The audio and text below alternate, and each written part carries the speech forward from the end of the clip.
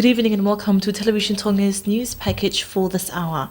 On today's sub-stories, money collected from the sale of fish at cheaper rates are returned to the owners of the vessels. Eduardo Lavulavu says alleged tricking of Vava'o people are untrue, and Prince Ngo Hospital confirmed the cause of death of Gelana's head boy. These and more stories later on in this bulletin, together with the latest news from around the region, world news, sports news and the latest weather update. Now for the stories in detail, I'm Manasiu Falekauno. All the money collected from the sale of cheaper fish at the local market will be returned to the owners of the Taiwanese fishing vessels that made the catch. CEO of Fisheries Dr. Tuikolonga Hauhalafi said the Taiwanese fishing vessel Ngā Tai had 45 tons of fish. They then provided 5 to 6 tons of fish to the Ministry of Fisheries for sale at affordable prices. It is part of an agreement of the Ministry of Fisheries with the Taiwanese fishing vessels to partially provide a portion of the catch to be sold with prices ranging from 2 pa'anga 50 seniti to 7 pa'anga per kilo. Dr. Halafihi said the reason why they chose the Taiwanese vessel because they fish in our waters, and the ministry wants to give back to the communities by selling cheap fish to encourage people to consume healthy food. Local fishing vessels are welcome to join the initiative. However, the ministry understands that this is business and they think the local fishing boats do not want their prices to be reduced. The cheaper fish sale project commenced last November and more than 30,000 pa'anga has been collected. During Radio Tonga's talkback show yesterday, members of the public requested if the prices could be reduced further to 1 pa'anga 50 seniti per kilo. They also asked if a similar scheme could be carried out to the villages and outer islands. Dr. Halafihi highlighted the price given to the sale of cheap fish will not be reduced further because they already had an agreement with local markets for the minimum fees. They also plan to conduct similar programs to the communities as well as the outer islands. The allegations about Eduardo and Agosita Lavulavu tricking people of Vava'o are inaccurate and untrue. Eduardo Lavulavu told Radio and Television Tonga this morning these allegations are aimed at defaming him and his family. Fatai Dubo takes up that story. This comes after several allegations published on one of the online media in Tonga saying that the fuel sold in Vava'o during the fuel shortage last year was transported to Vava'o after the freight fees was paid for from the Vava'o 14 constituency fund. It also accused the Lavulavu couple of shipping about 100 barrels of fuel and sold them in a 150% increase in prices, with 4 pa'anga and 50 seniti per litre and up to 5 pa'anga per litre.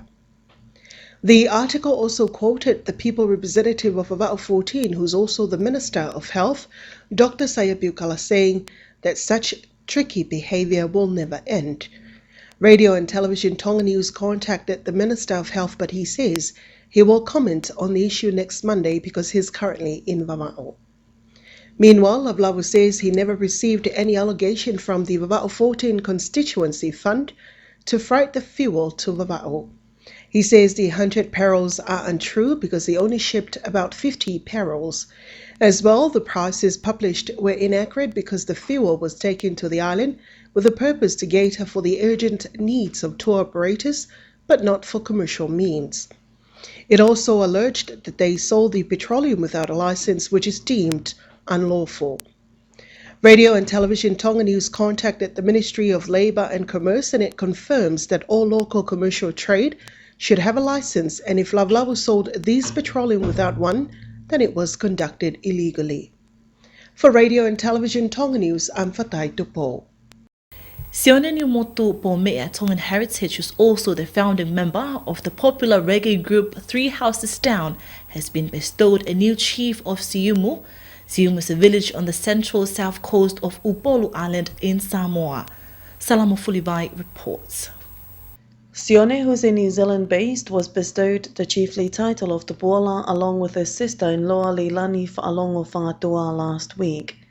Tupuola Sione is married to a Samoan and has 2 kids. According to reports by Samoa Observer, Tupuola was originally held by Sione's father-in-law, Fa'alongo Masei, who recently passed away. Sione told the Samoa Observer he's very honored to be given the Tupuola name, although he's Tongan. He continued saying he's looking forward to serve his family both in Samoa and Tonga, and to carry the name proudly. Tupuola Sione is the designer, engineer and owner of Pome'e Constructions Limited in New Zealand. He helped form 3 Houses Down in 2004, together with his brothers Robert Pome'e, Lisiate Langi, Charlie Pome'e and Loyola Pome'e. 3 Houses Down specializes in reggae. Reporting for Radio and Television Tonga News, I'm Salamo Fulivai.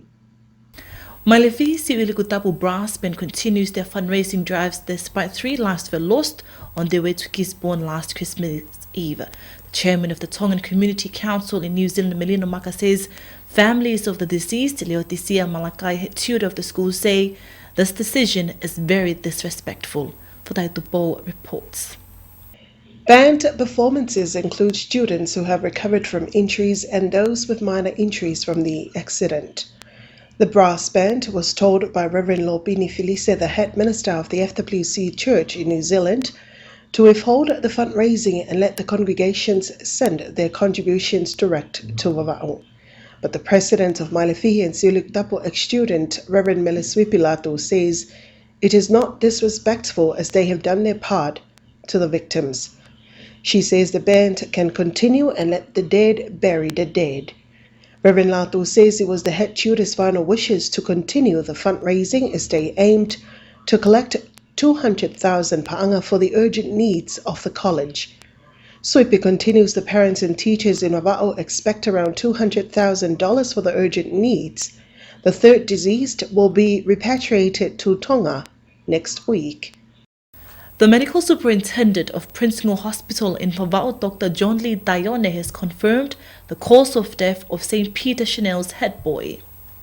Dr. Daione said the result from the post-mortem identified the cause of death was from a broken spinal cord. Gregorio Fahiwa, 18, died at Prince Ngor Hospital early Saturday morning, 31st of December 2016. A post-mortem was carried out due to very little or no sign of internal or external bleedings showing in the body.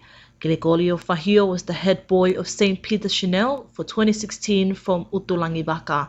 Fahiwa joined ex-students and students of St. Peter Chanel in celebrating the Golden Jubilee of the school for days before he died.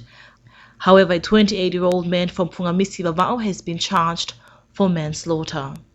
A timber house of Mosese Funaki at Longolongo was engulfed by fire around 2 p.m. yesterday. The building measures almost 20 meters long and 10 meters wide.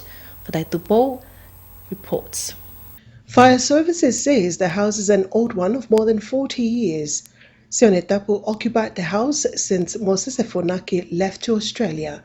Firefighters yesterday managed to save a car in a storage close by.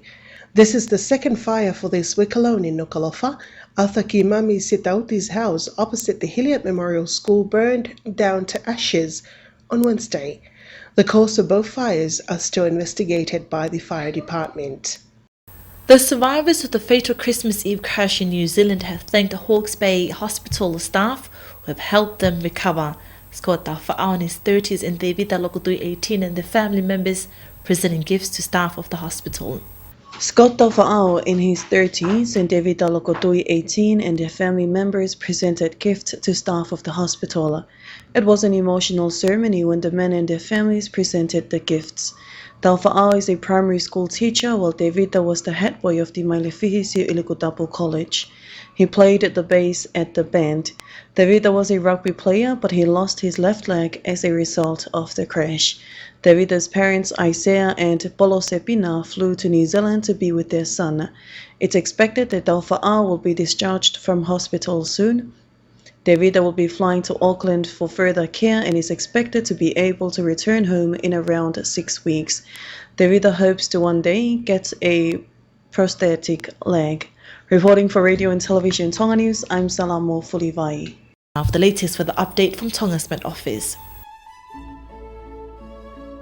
Looking at the latest satellite images and today's situation, an east to northeast wind flow prevails over the group.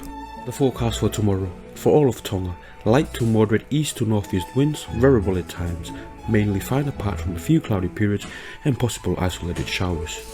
For the marine weather bulletin, for all Tonga coastal waters, east to northeast winds 10 to 15 knots and variable up to 10 knots at times. For the swell forecast, for all Tonga coastal waters, slight to moderate seas and a moderate southeasterly swell.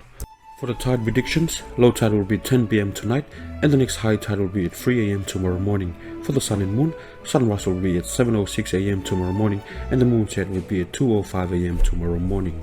Looking at the 6 days forecast for Nuku'alofa, a light to moderate east to northeast winds, variable at times, mainly fine apart from a few cloudy periods with possible scattered showers.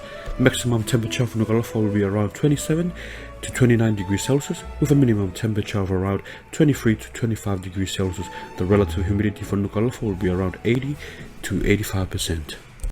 That was the latest weather update for tonight. Now before we part, here's a final look at today's top stories. Money collected from the sale of fish at cheaper rates are returned to owners of vessels. Eduardo says alleged tricking of Vava'o people are untrue, and Principal Hospital confirmed the cause of death of Gelana's head boy. And that concludes this hour's news package. A friendly reminder for more on these stories to the other news items, please contact us 23556. Visit our website at tonga-broadcasting.net. We also have our page on Facebook, Radio Television Tonga. Thank you for watching. Have a pleasant evening.